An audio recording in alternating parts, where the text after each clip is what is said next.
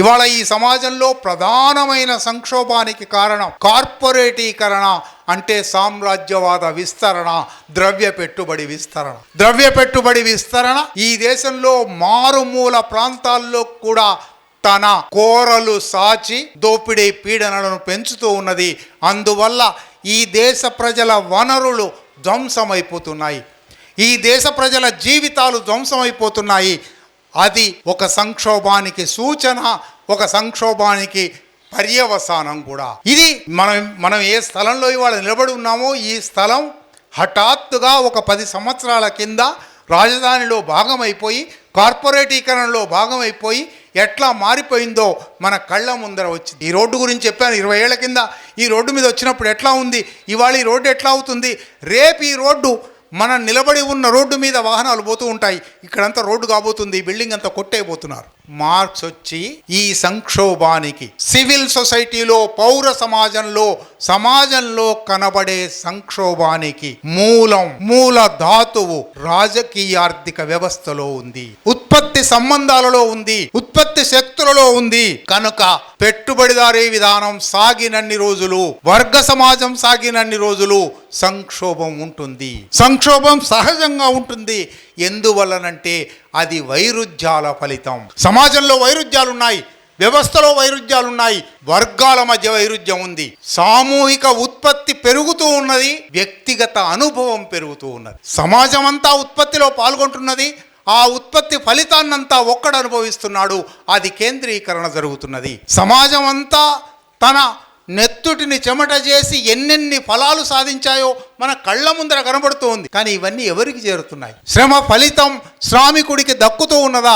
ఈ దక్కడం లేదు అనే వైరుధ్యమే మొత్తం వ్యవస్థ వైరుధ్యానికి మూలంలో ఉన్నది. దానివల్ల మిగిలిన వైరుధ్యాలన్నీ వస్తున్నాయి. సామాజిక ఉత్పత్తికి, వ్యక్తిగత లాభానికి మధ్య ఉన్న వైరుధ్యం. కామ్రేడ్ అధ్యక్ష, కామ్రేడ్స్, మిత్రులారా, మనం ఎంత సంక్షోభకాలంలో ఉన్నామో ఇదే ఉదాహరణ. మనం సంక్షోభకాలంలో బుద్ధిజీవుల పాత్ర గురించి మాట్లాడుకోవడానికి ఇక్కడ కూర్చున్నాము. ఈ సంక్షోభం వ్యవస్థ మొత్తానిది మాత్రమే కాదు, దేశాలది మాత్రమే కాదు, కుటుంబాలది మాత్రమే కాదు, వ్యక్తులది కూడా. ప్రతి వ్యక్తి జీవితంలోనూ సంక్షోభం ఉన్నది.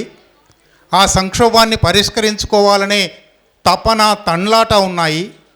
ఆ సంక్షోభ పరిష్కారంలో దేవుడి సాక్షిగా ధర్మం అడుక్కునే స్థితి ఉంది. ఇది సంక్షోభకాలం. ఇంకా ఇంతకన్నా పెద్ద ఉదాహరణలు అక్కర్లేదు.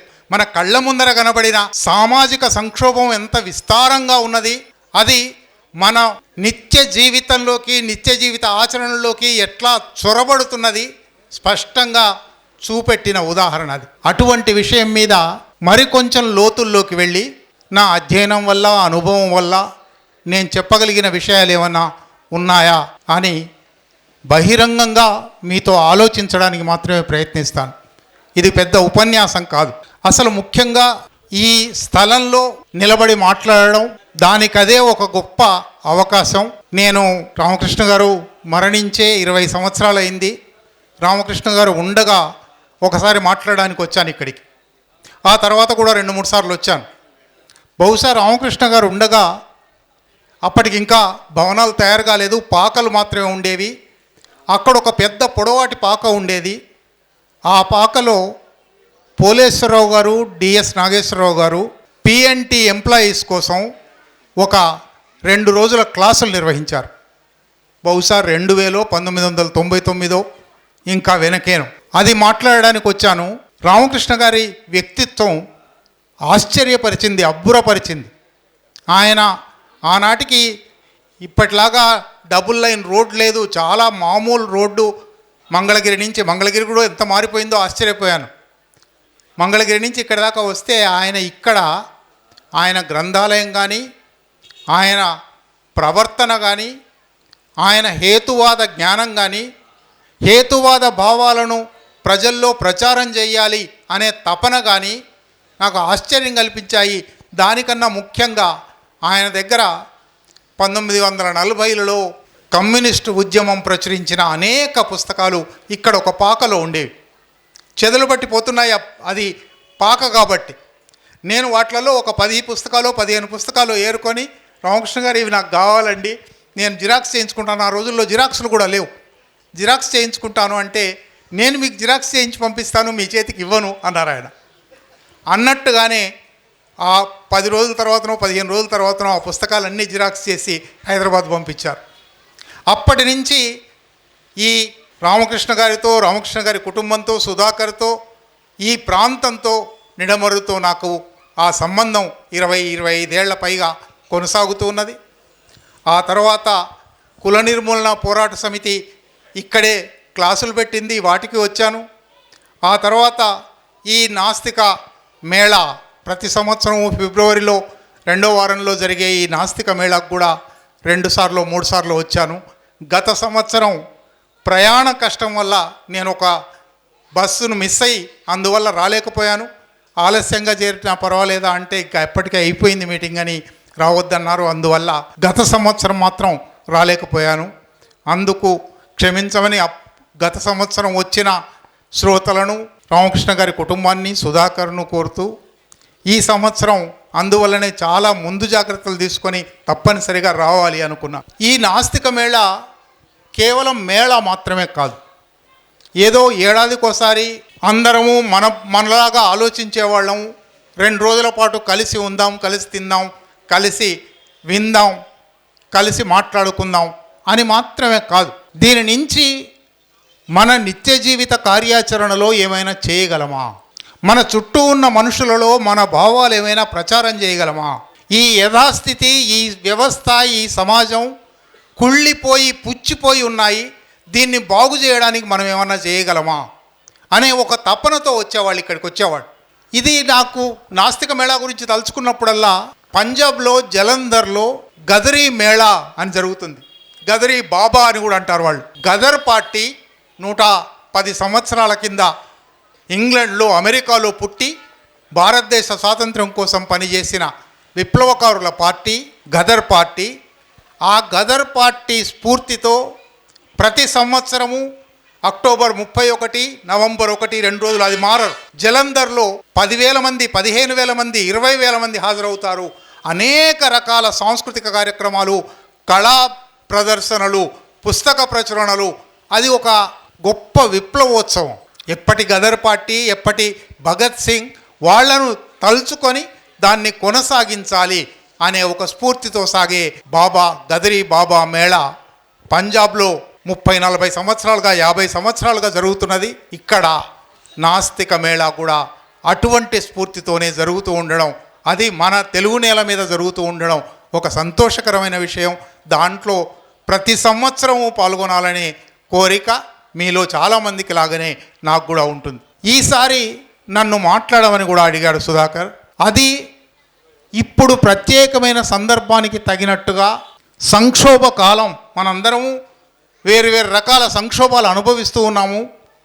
ఆ సంక్షోభాలను ఎంత గుర్తిస్తున్నామో, నిజంగా సంక్షోభానికి ఉన్న విస్తారమైన అర్థంలో గుర్తిస్తున్నామా, లేక మనకొచ్చిన చిన్న సమస్యనే సంక్షోభం అనుకుంటున్నామా, మన వ్యక్తిగతంగా వచ్చిన సమస్యను, కుటుంబానికి వచ్చిన సమస్యను సంక్షోభం అనుకుంటున్నామా, దేశం సంక్షోభంలో ఉందనుకుంటున్నామా, ప్రపంచమే సంక్షోభంలో ఉందనుకుంటున్నామా? ఈ సంక్షోభానికి మూలాలేమిటి? ఈ సంక్షోభం ఎట్లా పరిష్కారం అవుతుంది? ఇన్ని విషయాలు తెలియకపోవచ్చు, ఇన్ని విషయాలు ఆలోచించకపోవచ్చు. కానీ సంక్షోభం గురించిన ఒక స్పృహ ఉండడం వల్ల ఈ బతుకు బాగలేదు, ఈ బతుకు మారవలసి ఉంది, అది సంక్షోభానికి చాలా చిన్న మౌలికమైన పునాది. అక్కడి నుంచి ప్రారంభించి వ్యవస్థే బాగలేదు అనుకోవచ్చు. కనుక సంక్షోభ కాలం అనేది అసలు మొట్టమొదలు అర్థం చేసుకోవాలి. నేను అక్కడే ప్రారంభించదలుచుకున్నాను. సంక్షోభ కాలంలో బుద్ధిజీవుల పాత్ర అన్నారు కదా. సంక్షోభం అంటే మనం ఏమిటి అనుకుంటున్నాం? సంక్షోభం అంటే నిజమైన అర్థంలో మనం గ్రహిస్తున్నామా? ఏదో ఒక ఇబ్బంది, ఏదో ఒక సమస్య, ఏదో ఒక కష్టం అని మాత్రమే అనుకుంటున్నామా? అది కాకుండా ఇంకా విస్తృతమైన అర్థం, ఇంకా లోతైన అర్థం, వ్యవస్థాగతమైన అర్థం గుర్తిస్తున్నామా లేదా? అందువల్ల సంక్షోభం గురించి కాస్త మాట్లాడదాం అనుకుంటున్నాను. అక్కడి నుంచి కాస్త ముందుకు వెళ్ళి బుద్ధిజీవుల పాత్ర అన్నారు. బుద్ధిజీవులు అంటే ఎవరు? మనందరం బుద్ధిజీవులం, మనం బుద్ధిజీవులం అనుకుంటాం. అసలు బుద్ధిజీవి కాని మనిషి లేడు. ప్రతి మనిషికి మెదడు ఉంది, ప్రతి మనిషి మెదడు ఆలోచిస్తుంది. ఆలోచించకుండా ఏ పని చేయలేము, కనుక బుద్ధిజీవులు కాని వాళ్ళు లేరు. కానీ మనకు బుద్ధిజీవులు అనే మాట కూడా ఒక ప్రత్యేకమైన సందర్భంలో మాట్లాడడం అలవాటైంది. కనుక బుద్ధిజీవులు అనే మాటకు ఉండే అర్థాలన్నిటిని కూడా గ్రహించాలి. మనం బుద్ధిజీవులం అని మనం అనుకోవడం కాదు. బుద్ధిజీవులుగా ఉండడం అంటే ఏమి చేయవలసి ఉంది, ఎట్లా ఉండవలసి ఉంది, సమాజానికి ఎట్లా బాధ్యత పడవలసి ఉంది, వ్యవస్థ పరిణామ క్రమంలో, వ్యవస్థ మార్పులో బుద్ధిజీవుల పాత్ర చారిత్రకంగా ఏమిటి, ఇవాళ ఏమిటి, ఇవాళ ఉన్న సంక్షోభ కాలం బుద్ధిజీవులను ఏం కోరుతున్నది, ఇటువంటి విషయాలు కూడా పంచుకోవడానికి ప్రయత్నం చేస్తాను. మొట్టమొదట అసలు సంక్షోభం అనే మాట దగ్గరే ప్రారంభిద్దాం. ఇబ్బంది, ఘర్షణ, సమస్య, కల్లోలం, యథాస్థితి పట్ల నిరసన, యథాస్థితి పట్ల అసంతృప్తి, మార్పు కోసం తపన, అనేక ఛాయా భేదాల అర్థాలు ఉన్నాయి. ఒకే అర్థం లేదు. చాలామంది మనుషులు క్రైసిస్లో ఉన్నాను అంటారు. ఏమిటి ఆ క్రైసిస్? ఆ రోజు సమస్యను కూడా వాళ్ళు క్రైసిస్ అంటారు. అక్కడి నుంచి చాలా పెద్ద సమస్యలు ఉన్నాయి. ఇవాళ దేశమే సంక్షోభంలో ఉన్నది, ప్రపంచమే సంక్షోభంలో ఉన్నది, అక్కడి దాకా ఉంది. కనుక అసలు సంక్షోభం అనే మాటకే ఉండే విశాలమైన అర్థాన్ని మొదలు మనం గ్రహిస్తే ఆ తర్వాత సంక్షోభంలో బుద్ధిజీవుల పాత్ర ఏమిటి దగ్గరికి పోవచ్చు. సంక్షోభం గురించి మనమే మొట్టమొదటిసారి మాట్లాడడం లేదు. సంక్షోభం గురించి మనకు తెలిసి కొన్ని వందల ఏళ్లుగా ఆలోచిస్తున్న మేధావులు ఉన్నారు.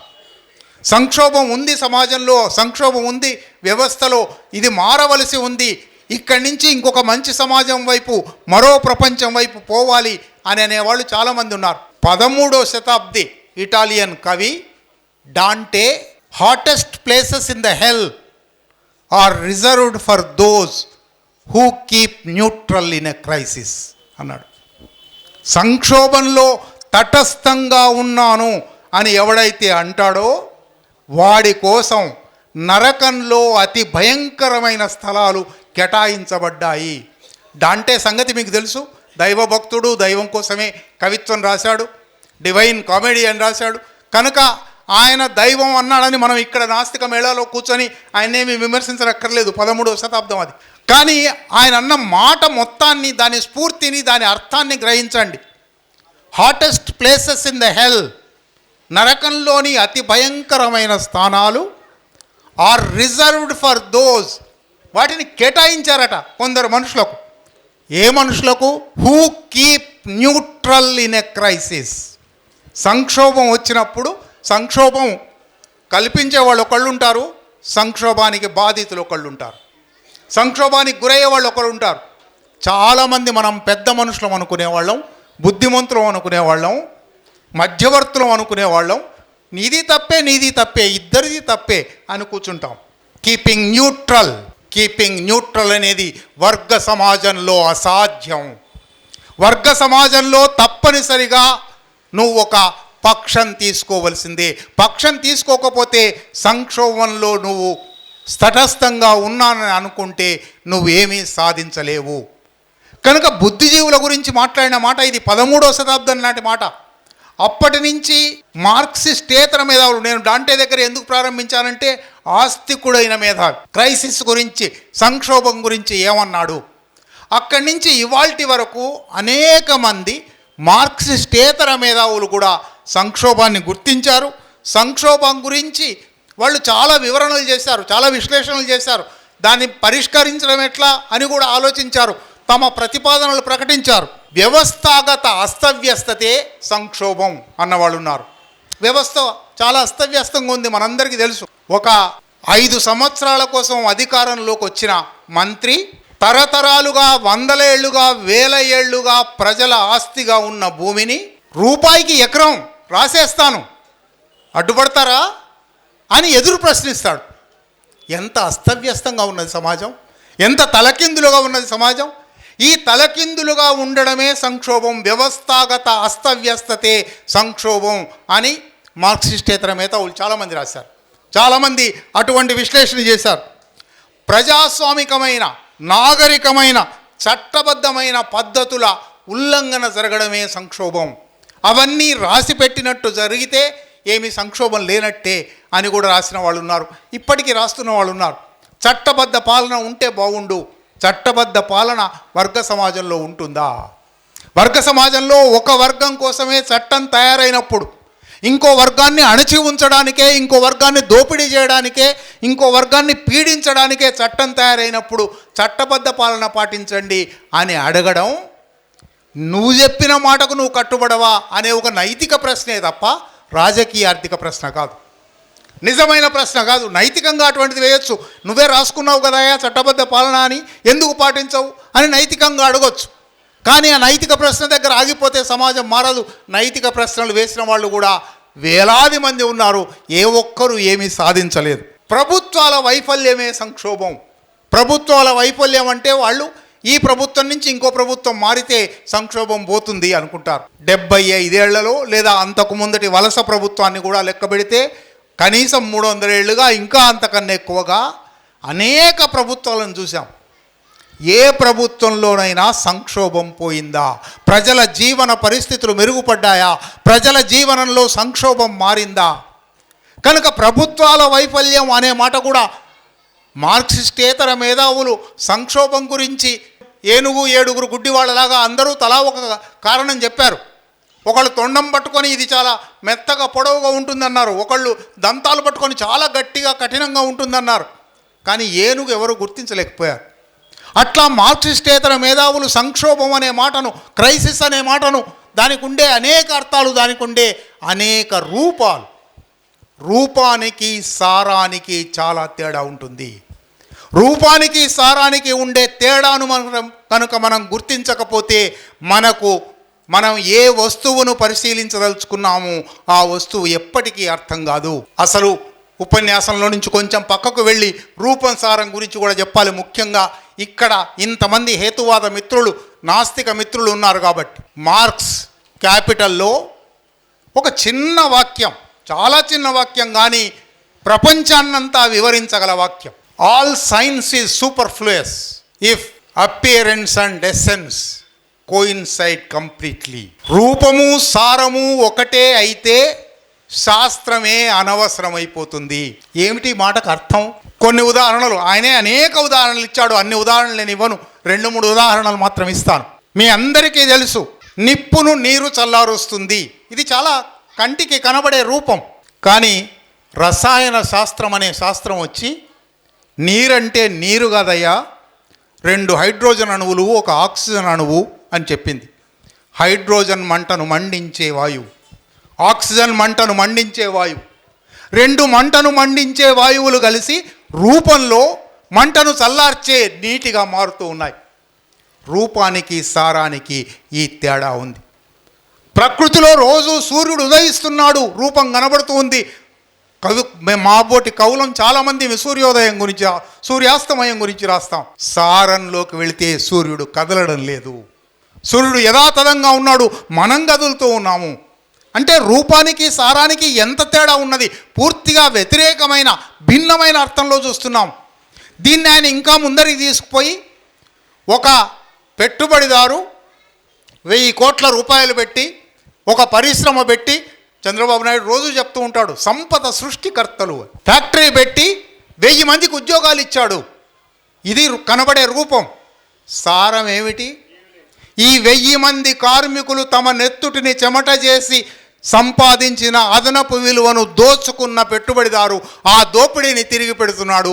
అది సారం. రూపానికి సారానికి ఎంత తేడా ఉంటుందో చూడండి. అందువల్ల హేతువాదులమైన, నాస్తికులమైన, మార్క్సిస్టులమైన, సమాజాన్ని అర్థం చేసుకోదలుచుకున్న ఎవరమైనా రూపం దగ్గర ఎప్పుడు ఆగిపోకూడదు, సారంలోకి వెళ్ళాలి.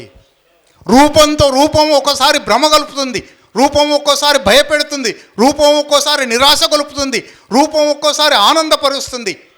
కానీ రూపం పైది మాత్రమే సారంలోకి వెళ్ళవలసి ఉంది. ఇక్కడ ఎవరైనా ఆర్ట్ విద్యార్థులుంటే వాళ్లకు పర్స్పెక్టివ్ అని బొమ్మ వేయిస్తారు.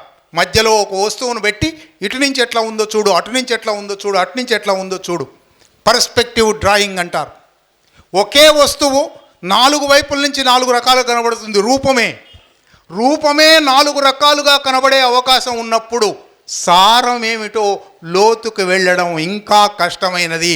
శాస్త్రీయమైన పరికరాలతో తప్ప, శాస్త్రీయమైన అధ్యయనంతో తప్ప, శాస్త్రీయమైన విశ్లేషణతో తప్ప దాన్ని సాధించలేము. హేతువాద ఉద్యమం తెలుగు సీమలోనే అయితే గత 70 ఏళ్లుగా చేస్తున్న పనల్లా సారంలోకి వెళ్ళండి అని చెప్పడమే. కానీ ఇప్పటికీ హేతువాదులుగా తమను తాము చెప్పుకుంటున్న వాళ్ళు కూడా సారం దగ్గరికి పోవడం లేదు, రూపాల దగ్గరనే భ్రమిసిపోతున్నారు. అందువల్లనే హేతువాద సభలోకి వచ్చి ఒక వ్యక్తి దేవుడి సాక్షిగా నాకు ధర్మం చేయండి అని అడిగే స్థితి ఉంది. ఇది అంటే రూపము ఎట్లా మనను భ్రమల్లో ముంచుతున్నదో అర్థం చేసుకోండి. ఈ రూపసారాల చర్చనే మళ్ళీ మన సంక్షోభం దగ్గర తీసుకుపోదాం. సంక్షోభపు రూపాలు అనేకం ఉన్నాయి. మార్క్సిస్టేతర మేధావులు అనేక మంది అనేక రకాలుగా వ్యాఖ్యానాలు చేశారు, విశ్లేషణలు చేశారు. ఇది క్రైసిస్, ఇది సంక్షోభం, దీన్ని పరిష్కరించాలి. ఈ సంక్షోభం వల్ల హింస పెరుగుతుంది, ఈ సంక్షోభం వల్ల స్వీయ హింస పెరుగుతుంది, ఈ సంక్షోభం వల్ల ఒంటరితనం పెరుగుతుంది. ఇటువంటి అనేక రూపాలు వాళ్ళు చెప్పారు. చాలా సంతోషం, వాళ్ళు కనీసం ఉన్న రూపాలన్నిటినీ ఒక జాబితా పెట్టారు. ఈ రూపాల నుంచి సారంలోకి వెళ్తే సంక్షోభాన్ని ఎట్లా అర్థం చేసుకోవాలి? నేను ఇక్కడ మార్క్సిస్ట్ విశ్లేషణ సంక్షోభాన్ని, సామాజిక సంక్షోభాన్ని, వ్యవస్థ సంక్షోభాన్ని అర్థం చేసుకోవడానికి ఏ పరికరాలు ఇచ్చింది, ఎట్లా అర్థం చేసుకోవాలని చెప్పింది, అది మన ఇవాళ పరిస్థితులకు ఎట్లా వర్తిస్తుంది. ఇవాళ సంక్షోభ కాలం అని మనం అంటున్నామంటే సులభంగా అనడం కాదు, అది కేవలం భాషా ప్రయోగం కాదు, దాని వెనుక అర్థం ఉంది. ఆ లోతైన అర్థం తెలుసుకోవాలంటే తప్పనిసరిగా మార్క్సిస్టు సూత్రీకరణలు ఏమిటి, సంక్షోభం గురించి మార్క్స్ చెప్పిన మాటలు, లెనిన్ చెప్పిన మాటలు, గ్రామ్సీ చెప్పిన మాటలు 3 మాత్రమే చెప్పి తర్వాత అంశంలోకి పోతాను. ఎక్కువ సమయం తీసుకుంటే క్షమించాలి. చాలా విస్తారమైన అంశం ఇది. నాకు 40 నిమిషాల్లో గంట సేపట్లోనో చెప్పడం అనేది అసాధ్యమైన విషయం. వీలైనంత క్లుప్తంగా, బహుశా వీలైన జంపులతో మీకు ఖాళీలు వదిలి ఆలోచించడానికి, చర్చించడానికి, ఇంకా అధ్యయనం చేయడానికి ఖాళీలు వదిలి పూర్తి చేస్తాను. మార్క్స్ ఈ సంక్షోభం ఎక్కడిది, సంక్షోభం గురించి ఆయన కంటే ముందర చాలామంది చెప్పారు. 13వ శతాబ్దం నుంచి 19వ శతాబ్దం దాకా చెప్తూనే ఉన్నారు. సమాజంలో సంక్షోభం ఉంది. ఆ సంక్షోభం కుటుంబాల మీద ప్రతిఫలిస్తుంది, వ్యక్తుల మీద ప్రతిఫలిస్తుంది. అందువల్ల వ్యక్తులు హింసకు పాల్పడుతున్నారు, అందువల్ల వ్యక్తులు స్వీయ హింసకు పాల్పడుతున్నారు, ఆత్మహత్యలు చేసుకుంటున్నారు. ఇది అనేక మంది గుర్తించారు. మార్క్స్ వచ్చి ఈ సంక్షోభానికి సివిల్ సొసైటీలో, పౌర సమాజంలో కనబడే సంక్షోభానికి మూల ధాతువు రాజకీయార్థిక వ్యవస్థలో ఉంది, ఉత్పత్తి సంబంధాలలో ఉంది, ఉత్పత్తి శక్తులలో ఉంది. కనుక పెట్టుబడిదారీ విధానం సాగినన్ని రోజులు, వర్గ సమాజం సాగినన్ని రోజులు సంక్షోభం ఉంటుంది. సంక్షోభం సహజంగా ఉంటుంది. ఎందువలనంటే అది వైరుధ్యాల ఫలితం. సమాజంలో వైరుధ్యాలున్నాయి, వ్యవస్థలో వైరుధ్యాలున్నాయి, వర్గాల మధ్య వైరుధ్యం ఉంది. సామూహిక ఉత్పత్తి పెరుగుతూ ఉన్నది, వ్యక్తిగత అనుభవం పెరుగుతూ ఉన్నది. సమాజం అంతా ఉత్పత్తిలో పాల్గొంటున్నది, ఆ ఉత్పత్తి ఫలితాన్నంతా ఒక్కడు అనుభవిస్తున్నాడు, అది కేంద్రీకరణ జరుగుతున్నది. సమాజం అంతా తన నెత్తుటిని చెమట చేసి ఎన్నెన్ని ఫలాలు సాధించాయో మన కళ్ళ ముందర కనబడుతూ ఉంది. కానీ ఇవన్నీ ఎవరికి చేరుతున్నాయి? శ్రమ ఫలితం శ్రామికుడికి దక్కుతూ ఉన్నదా? ఈ దక్కడం లేదు అనే వైరుధ్యమే మొత్తం వ్యవస్థ వైరుధ్యానికి మూలంలో ఉన్నది. దానివల్ల మిగిలిన వైరుధ్యాలన్నీ వస్తున్నాయి. సామాజిక ఉత్పత్తికి వ్యక్తిగత లాభానికి మధ్య ఉన్న వైరుధ్యం. దీనివల్ల ఎన్నెన్ని రూపాల్లో అది వ్యక్తం అవుతుందంటే ఆశ్చర్యం వేస్తుంది. ఒకవైపు అధికోత్పత్తి ఉంటుంది. మీరు ఒక్కసారి మంగళగిరి అయినా సరే, దేశంలో ఏ ఊరైనా సరే, ఎన్నెన్ని దుకాణాల్లో ఎన్నెన్ని వస్తువులు ఉన్నాయో చూడండి. ఒక్క ఊళ్ళో ఉన్న వస్తువులు దేశమంతా సరిపోయి ఉన్నాయి. మరొక వైపు ఇంత అధికోత్పత్తి ఉండి మరొక వైపు అల్ప వినియోగం కూడా ఉన్నది. కనీస అవసరాలు తీరని జనం కోట్లాది మంది ఉన్నారు. ఎప్పుడో 72లో చెరబండరాజు రాశాడు, భోగాలు ఆనంద యోగాలు కొందరివి, రోగాలు నొప్పులు కోట్లాది ప్రజలవి. 72లో ఆయన రాశాడు ఈ మాట. 2026లో అక్షరం కూడా మారలేదు. భోగాలు ఆనంద యోగాలు కొందరివి, రోగాలు నొప్పులు కోట్లాది ప్రజలవి. ఇది వైరుధ్యం. ఈ వైరుధ్యం వల్ల సంక్షోభం వస్తుంది. ఈ వైరుధ్యం మూల ధాతువుగా ఉన్నందువల్ల విస్తరించిన సమాజంలో, విస్తరించిన వ్యవస్థలో సంక్షోభం వస్తూ ఉన్నది. ఇది ఆర్థిక శాస్త్ర పరిభాషలో, రాజకీయ ఆర్థిక శాస్త్ర పరిభాషలో ఆయన ఫాలింగ్ రేట్ ఆఫ్ ప్రాఫిట్ అన్నాడు. ఆ వివరాల్లోకి అంత పాఠం లాంటి ఒక సాంకేతిక విషయాల్లోకి మనం పోనక్కర్లేదు. కానీ ఈ సంక్షోభం, ఈ సామాజిక సంక్షోభం అంతిమంగా వర్గాల రద్దుకు, వర్గ పోరాటం విస్తృతం కావడానికి దారితీస్తుంది. అందువల్ల వర్గరహిత సమాజం ఏర్పడుతుంది. అప్పుడు సంక్షోభం ఉండదు. ఆయన ఒక కలగన్నాడు. సరే, ఆ వివరాల్లోకి కూడా మనం పోనక్కర్లేదు. అక్కడి నుంచి లెనిన్ దగ్గరికి వద్దాం. నిజానికి లెనిన్ దగ్గరికి వచ్చేటప్పటికి సామాజిక సంక్షోభం మార్క్స్ నాడు చెప్పిన దానికన్నా, ఊహించిన దానికన్నా, విశ్లేషించిన దానికన్నా ఇంకా పెరిగింది.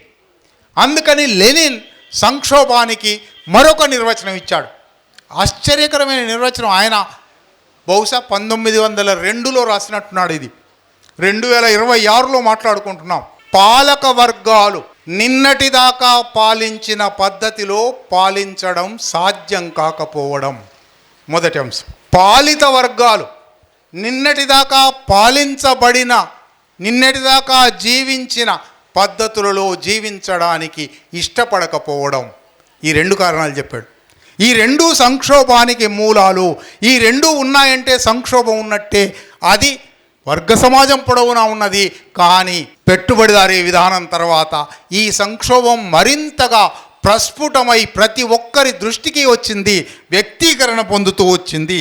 అందువల్ల అంతవరకు మేము అధికారంలో ఉండడానికి మాకు దైవమే నా విష్ణు పృథ్వీపతి అని మన శ్లోకాలు రాశాయి. వాడు భగవంతుడు కనుకనే పాలిస్తున్నాడు. లేదా భగవంతుడి అవతారం రాముడు రాజయ్యాడు, భగవంతుడి అవతారం రాజు అవుతాడు. లేదా దైవదత్తమైన అధికారం వల్ల నేనున్నాను, డివైన్ పవర్ అని వాళ్ళు చెప్పుకున్నారు. అట్లా సాధికారత తెచ్చుకున్నారు. ఆ తర్వాత పెట్టుబడిదారీ విప్లవాలు జరిగి ప్రజాస్వామ్యం అనేది వచ్చిన తర్వాత ప్రజాస్వామిక ప్రభువులు, వీళ్ళు కూడా ప్రభువులే, ఏమీ మార్పు లేదు. ఈ ప్రజాస్వామిక ప్రభువులు ఓట్ల వల్ల మాకు అధికారం వచ్చింది, ప్రజల ప్రతినిధులుగా ప్రజా ప్రాతినిధ్య పార్లమెంటరీ ప్రజాస్వామ్యంలో మేము ఈ సాధికారత సంపాదించాము అని అంటున్నారు. లెనిన్ ఏమన్నాడంటే ఈ సాధికారత బోలు సరుకైపోవడమే సంక్షోభం. మీరు ఒక్కసారి ఆలోచించండి. ఎవరైనా అధికార వర్గంలో ఉన్నవాళ్ళు సాధికారత ఉన్నవాళ్ళు అని మీకు అనిపిస్తుందా? ఒక్కరికైనా, ఒక్కరి గురించి అయినా వేలాది మంది, దేశం మొత్తం మీద 4,000 మందో 5,000 మందో ఎమ్మెల్యేలు ఉన్నారు. దేశం మొత్తం మీద 6 లక్షల 7 లక్షల గ్రామాలు ఉంటే 7 లక్షల గ్రామాల గ్రామ పంచాయతీ అధ్యక్షులు ఉన్నారు. అక్కడి నుంచి ప్రారంభించండి రాష్ట్రపతి దాకా. ఏ ఒక్కరికైనా సాధికారత ఉన్నదా? ప్రజా ప్రతినిధులుగా చెప్పుకునే అర్హత ఉన్నదా? ప్రజలకు ప్రాతినిధ్యం వహిస్తున్నారా అంటే సాధికారత ధ్వంసమైపోతుంది.